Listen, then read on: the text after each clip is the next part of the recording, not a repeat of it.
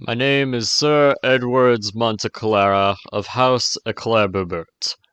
I have traveled across this land from the peaks of Drakenshire to the valleys of Calendish and to the far seas of Norida.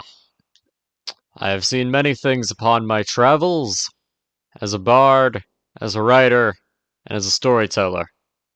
I suppose as a bit of an adventurer as well, but regardless, you have come across my notes regarding several of the faces that I've met upon my journey. I hope that you may enjoy them. I've done my best to ensure the quality and the accuracy of this information, but let us begin, I suppose. The arcane plant spawn. Creations or mistakes or results of arcane experiments on plant life. They are a rather few and far between race, fairly uncommon, as it were. They seem to live in fairly isolated villages or communities that rely mostly upon themselves. They don't tend to interact with members of other races. Regardless, though, they are rather dexterous and rather intelligent despite their size. Uh, are rather nimble at that as well, with them being very, very quick in their native plant and vegetated habitats. They also, using their tendril and vine-like appendages, they are able to climb rather easily. Their diets consist mainly of meat, rather large quantities at that, despite their rather small stature, although that is probably due to their, necessary for their production of their fruit, which we'll get to in a minute, but they also possess the ability to consume minor magical objects, whether those be scrolls or pages of a spell book, although in my experiences, these don't rather do well for the arcane plant spawn's mental state, although that might have just been an isolated case. Yes, going back to the matters of the fruit, the arcane plant spawn is able to produce one about every few weeks or so.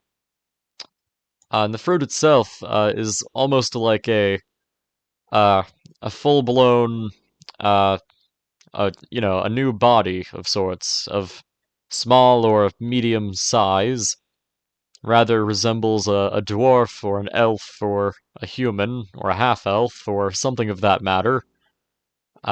Although they don't quite look right, sort of a mixture of all four of them. Oh, and halfling, they do quite resemble halfling. But, yes.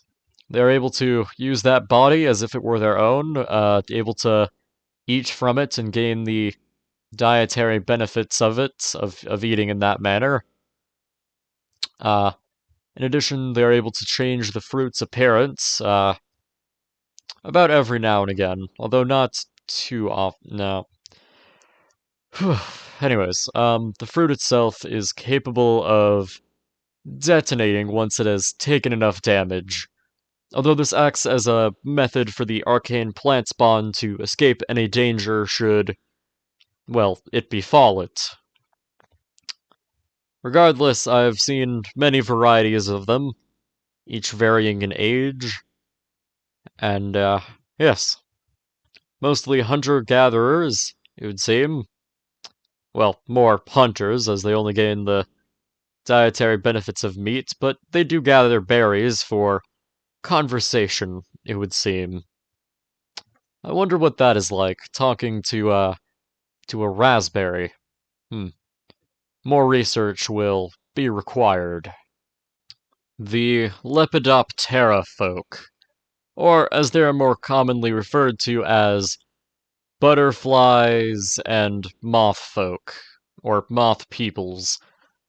They primarily dwell within the confines of the Feywild, living in somewhat large townships and communities, working amongst themselves, although they mainly stick to their sub-race groups. Ah, their origins date back to a few thousand years ago. The first Lepidopterafolk were created by the Seelie and Unseelie courts in order to perform a variety of tasks, such as guarding their wondrous halls, or producing food, or just various other tasks, making textiles, and the such.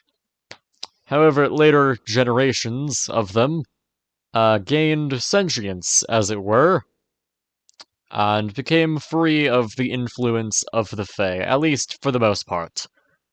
Uh, However, they still remain and maintain good relations with the Fae courts, with some even still working for them, purely just for, well, work and in exchange for food. The Lepidopterafolk live for quite a long time, about 330 years, uh, and they have, unlike most races, they have a set of wings that allows them to fly for fairly short distances, although they are fairly delicate and easily damaged. I've met several who have damaged their wings fairly badly, although they do heal after quite a lot of time has passed. As well, unlike most races, aside from the Thrycreen, I suppose, they possess a secondary set of arms, although, unlike others, they are fairly weak, and in order to do the things that other races are able to do, they do have to use both sets of these arms in order to perform the task at hand. Ah, yes. And then there is also their connection with the sleep as well. Lepidopterafolk is able to sleep, and is able to create a sort of dream plane for themselves that only other Lepidopterafolk are able to enter and interact with, if the one who created it allows it, of course. Which is fairly interesting. I have been blessed enough to enter one of the Seelie Lepidopterafolk's mystical sleep dreams, and that was rather delightful. Speaking of such, the Seelie Lepidopterafolk are are able to are rather uh careful with their words, as it were, and are quite good at communicating with the Fae. They often serve as diplomats and general politicians, bureaucrats for the Seelie court, if they're able to reach that position, that is.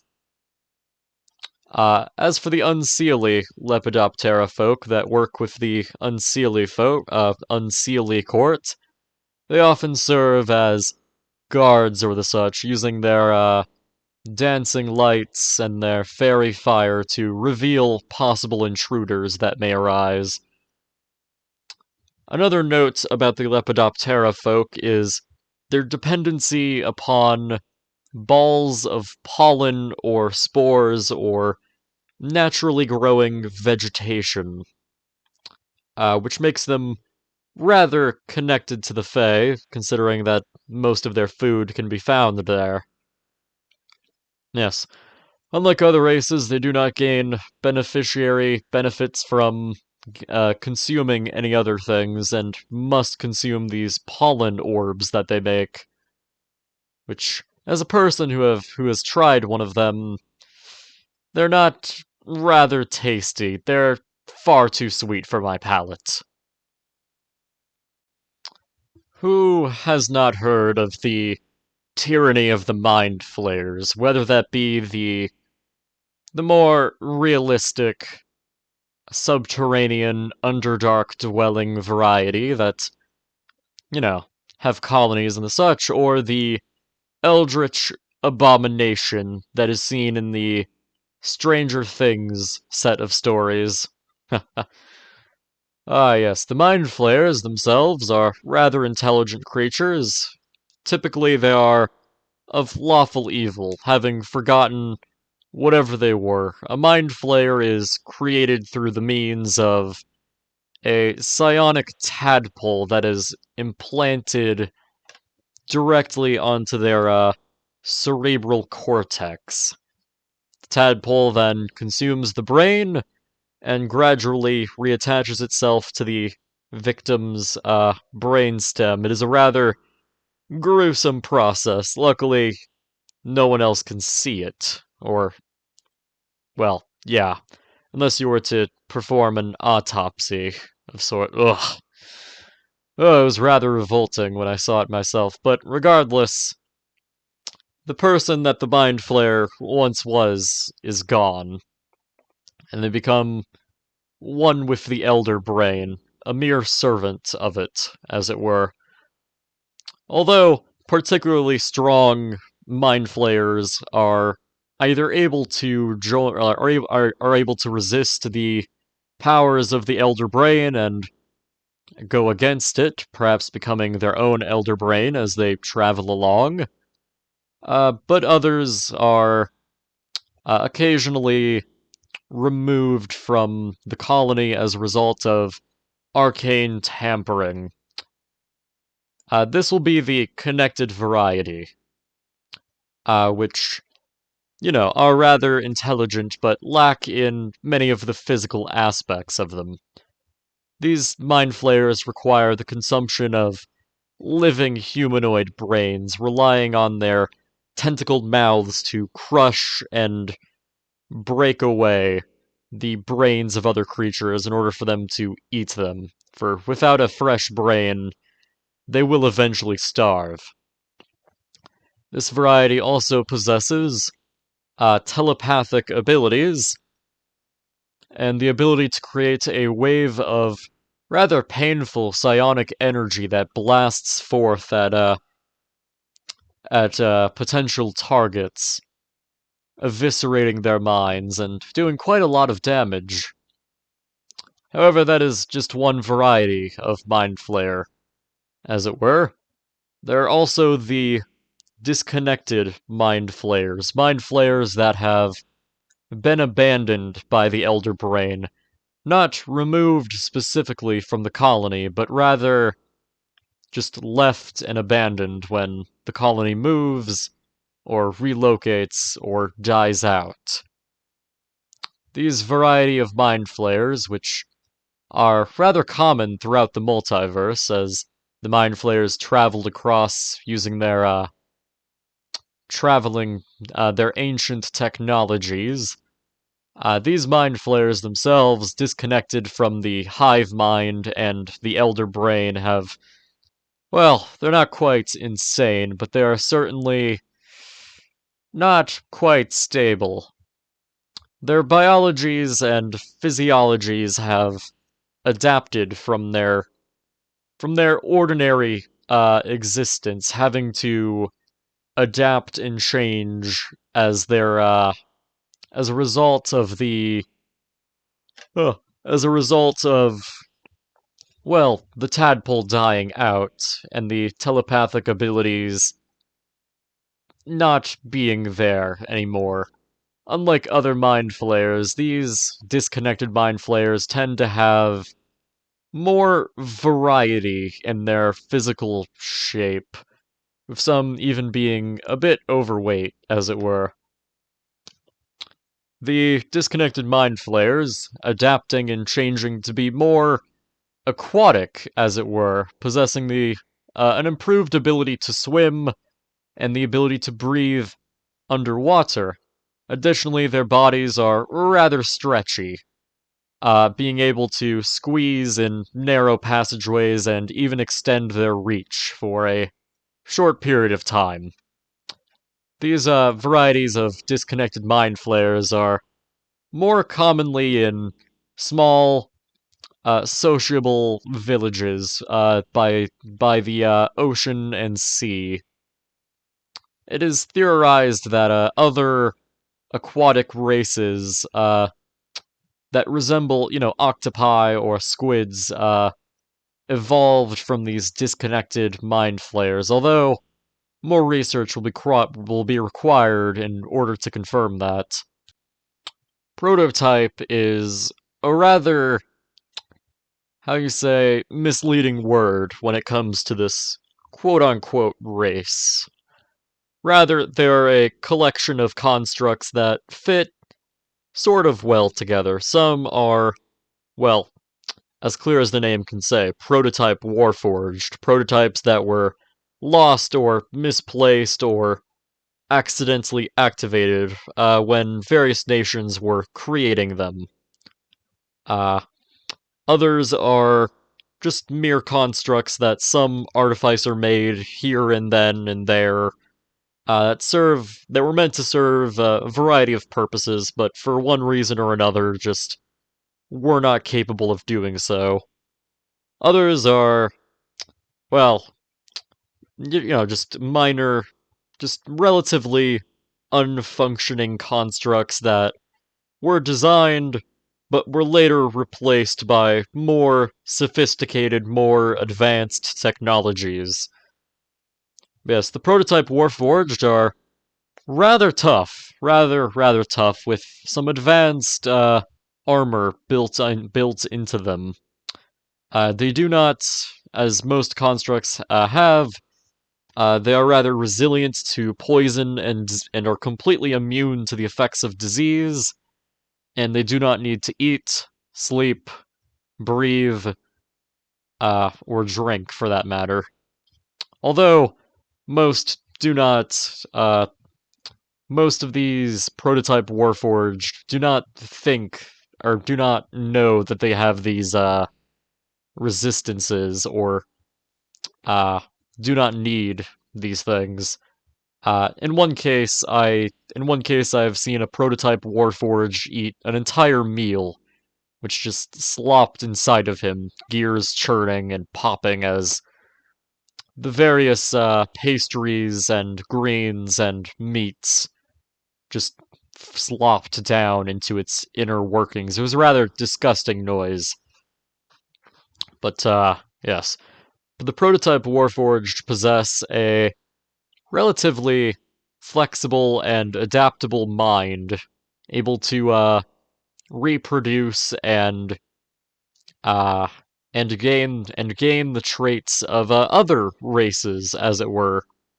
Uh, Although the exact boundaries or limits of this ability are unknown, as it were. Ah, yes. Their designs also are not they are not the perfection that is other constructs or the more advanced Warforged, as it were. Their bodies are rather bulky and, in some cases, have some rather terrible defects to them, such as being not quite waterproof or being so large and rather loud. Yes. Uh, a most notable example of a prototype Warforged, although most are often forgotten and locked away in warehouses where they cannot be seen. One such Warforged that comes to mind is the rather insane and rather, how you say, savage, murderer and slaughterer of the sands. The simple Scarecrow, as it is often referred to, is put up in order to protect crops from the blight of locusts and the scourge of crows, as they're named, scarecrows.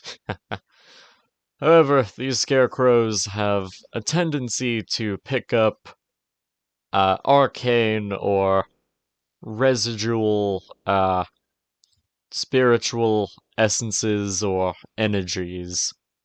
oftentimes a scarecrow is created by a wizard in order to protect their lands. However, on the rare occasion, some will just be created from the result of a dead body being planted nearby the scarecrow, whilst others are more direct creations of gods and deities and entities of vengeance created in order to carry out a vengeful task, as it were. Ugh.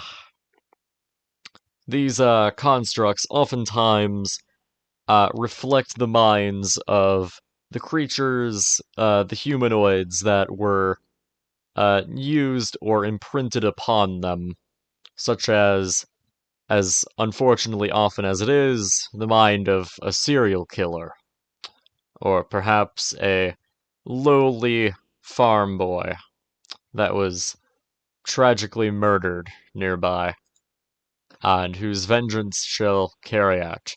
Regardless, though, these constructs don't live rather long lifespans, usually living about 20 years or so. A rather sad existence, rather sad and short lifespan, as it were. Regardless, they seem to have a rather companionship to crows and fear, as it were, using their own abilities and attributes to their advantage with these animals and the essence of fear. That was kind of redundant. Regardless, the scarecrows themselves are rather susceptible to fire. Some even have deep-seated fears of it after being burned by it, yes. After all, what do you do with something you don't understand but burn it?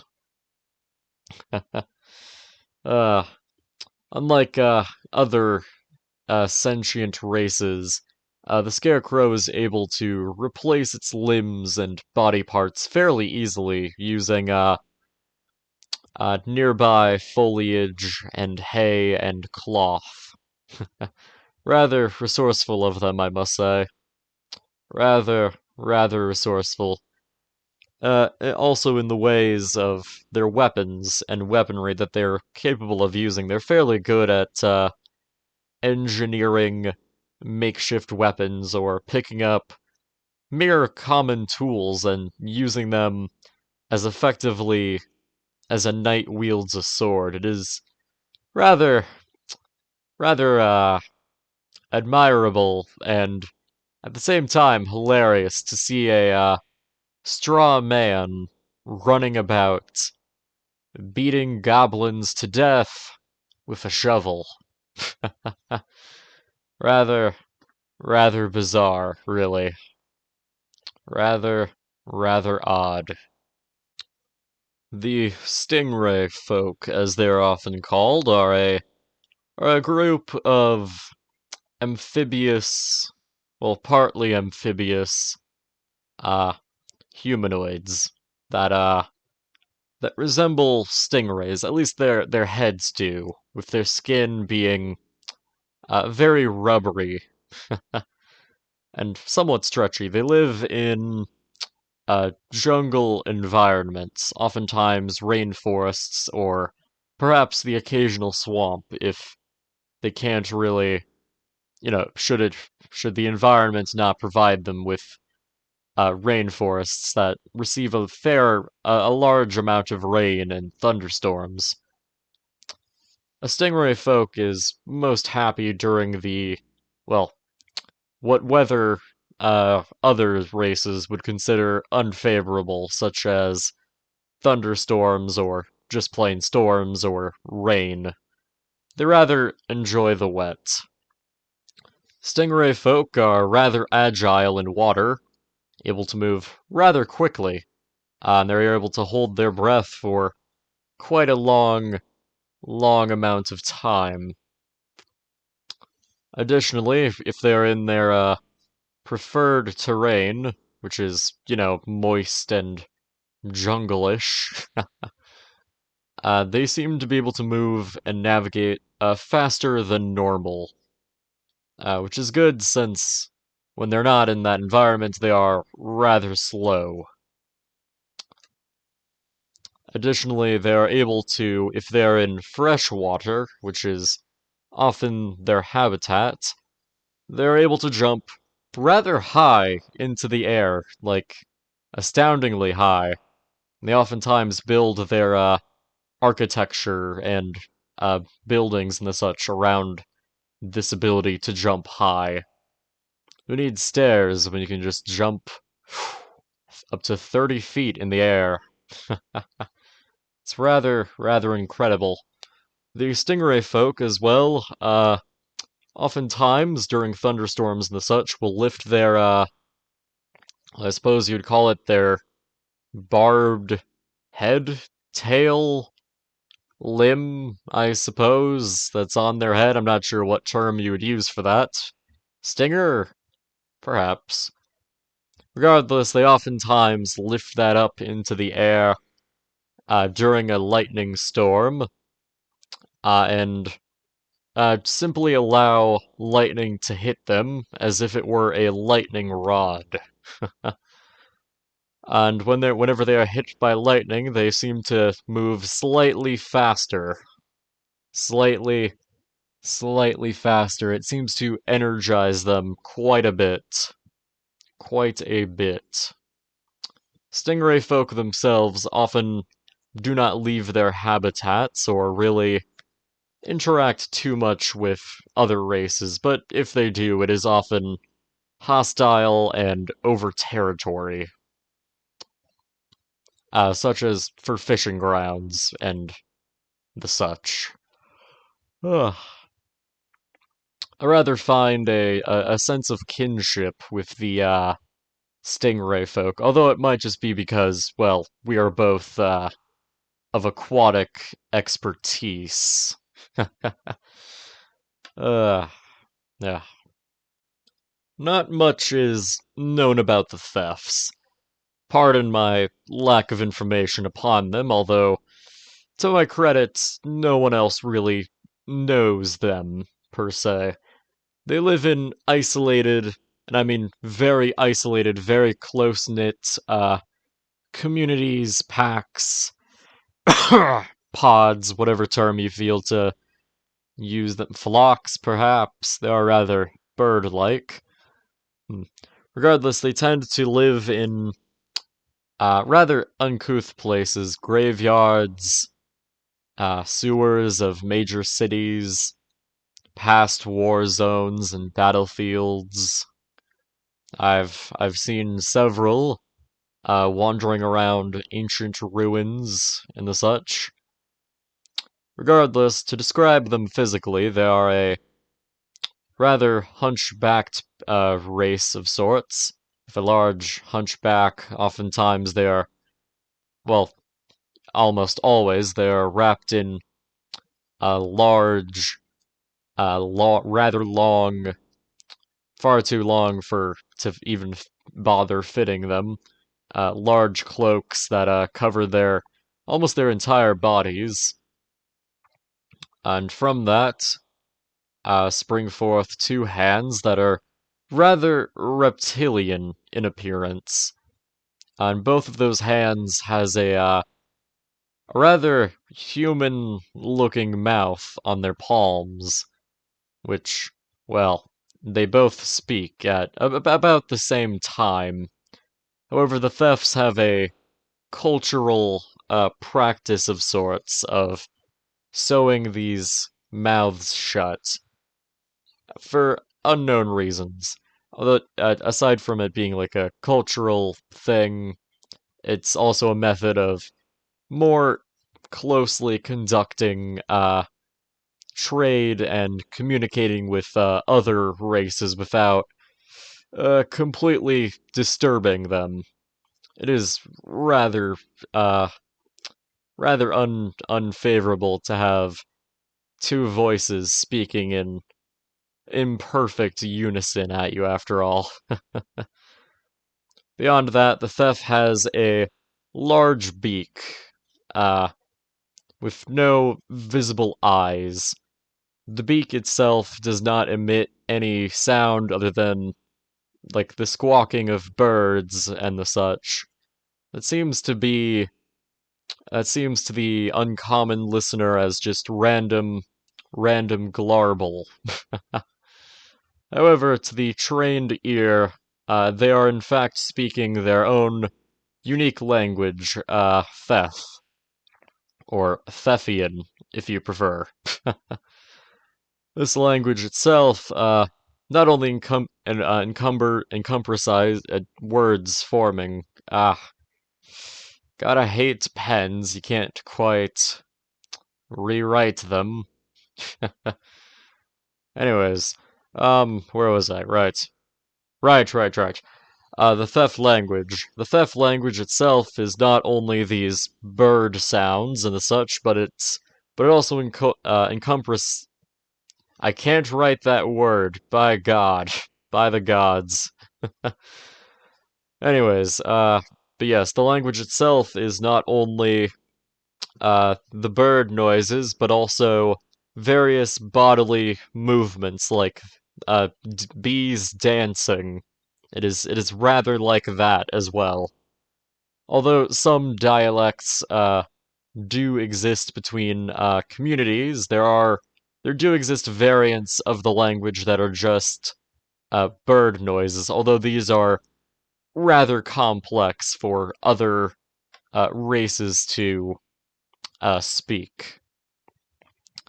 Beyond that, the Thefts do not enjoy cold environments and tend to stay away from them.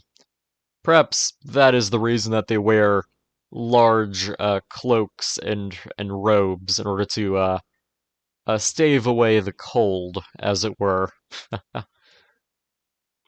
Additionally, thefts are often given a bad reputation by other peoples, especially those of the city-dwelling variety, as they are known for their kleptomanic behavior, oftentimes grabbing consciously or unconsciously small trinkets and morsels of food.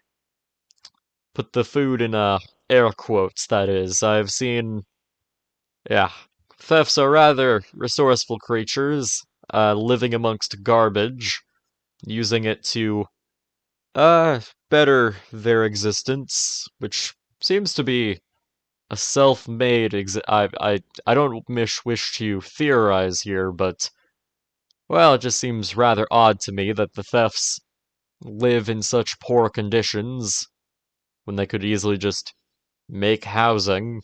After all, they're rather resourceful with picking up broken wooden toys and shards of glass and turning them into all sorts and manners of things. But yes, that is the thefts. Not much is known about them, but yes. Hey, so this is Greengeist talking here. Not sure if there is enough of a I say a lot. Oh, excuse me. Oh, I'm not sure if there's enough vocal difference between me and me and I am. I say a lot, don't I? That is a habit right there. But yeah, not sure if there was a enough of a vocal difference between me and Sir Edward's Montclair. Is that his name? I forget the name of my own characters. Yes, Sir Edward's Monteclara. But yeah, that's the video. In the description below, you will see a Google document which has the stats and whatnot for all of these races, if you want to play them. This was a very cool video to put together, I guess, mainly just in making the races themselves, which is a very odd thing here on the channel. Usually it's the editing that I'm really into, but nah, not with this one here. It was just more of that, I guess. But regardless, I hope you've all enjoyed this. Again, races are down in the description below. This will be the last D&D December video this year. Next year I will have a whole lot more to show, including a lot more D&D stories. I have a fair amount to tell. Was originally planning on telling one more this year and have like 3 or 4 in the pipeline to send out to you. But that'll be next year. And yeah, until then, hope you guys have enjoyed this little change up in content. Next year we'll be doing some stuff. But before then, because this should release the 30th, I think. Should anyways, because I've kind of I wouldn't say procrastinated, but I've been busy with other stuff lately. But yeah, tomorrow it should be on the 31st before the new year. I will have the Twitch clips compilation release on the channel, and then we will be moving on to the next year, which we got a lot of plans for. We got ourselves yeah, you should be seeing on screen the things we have planned for next year. Just a few games to play and whatnot. Yeah. But until then, be sure to subscribe here to not miss out on a lot of YouTube exclusive content. There's been a lot lately, and there's gonna be more. That is for sure. And yeah. Follow me on Twitch. I know I haven't streamed very often or very lately, but next year I plan on changing that, because this is my favorite thing to do, honestly. Yeah. Be sure to check out the Discord server if you want to chat with me or for updates on stuff. You'll hear it from there. Uh, and yeah, that's pretty much it. That's all the stuff. Uh, I hope you have all enjoyed these Dungeons and Dragons, and until then, hope you guys have a great night. And a happy new year.